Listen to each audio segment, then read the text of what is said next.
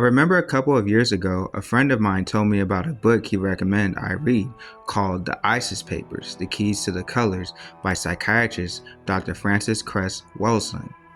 Now, when he mentioned the title of the book, I looked at him kind of funny saying, wait a minute, is she talking about ISIS like the terrorist group ISIS? Which, no, she's not. At the time, I didn't know that Isis was the name of an Egyptian goddess, but I digress. Anyways, I read the book, which is a fantastic book that you should read, but I remember this one word that really caught my eye, and that word was inferiorization.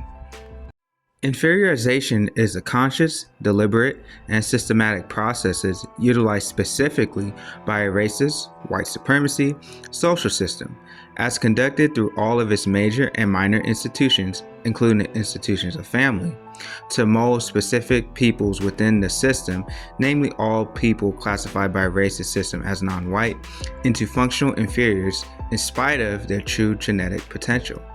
Basically, it's a system that is created by white supremacy to mold black people to feel and think inferior by their social experiences. Things like poor housing, poor healthcare, deteriorating school systems, broken families, and income levels. She would go on to say that this led to black people having a negative self-concept, loss of respect, which led to group destructive behaviors. The most damaging thing I thought about when reading that was the doll test. I remember watching the doll test in elementary school, seeing black girls and boys looking at the black doll, saying it's bad and ugly because it's black. And which doll is the bad doll? Why is that doll ugly? Because he's black. It's damaging and very heartbreaking because at a young age, black boys and girls are fed this narrative that they're inferior and not only look at themselves as inferior, but other black people as inferior as well. Then we end up normalizing that as fact and just start believing the stereotype that society feeds us as destructive. However, when you have someone that is trying to go against the stereotype associated with black people, it then leads to them being socially rejected by the race and just feeling alone and awkward. One thing I always hated was when I was doing well at school, hearing people saying things like, "You're pretty smart for a black person." Or better yet, when you talk very proper, you have black people saying, "Oh, you talk like a white person." Like, no matter what strides you take to be a successful person, it's like they remind you that you're seen as inferior regardless. Unfortunately, that's how society is structured, with black people at the bottom making everyone else's lives better but our own. This also leads to self-hate. So when you wonder why it's hard for black people to come together, inferiorization is most likely the reason why. Inferiorization is the invisible chains and shackles around the necks and ankles of the black oppressed, holding all of us in a continuously destructive enslavement. We literally condition ourselves to be enslaved because of how the society structures our social conditions. It's structured for black people to not respect themselves and each other.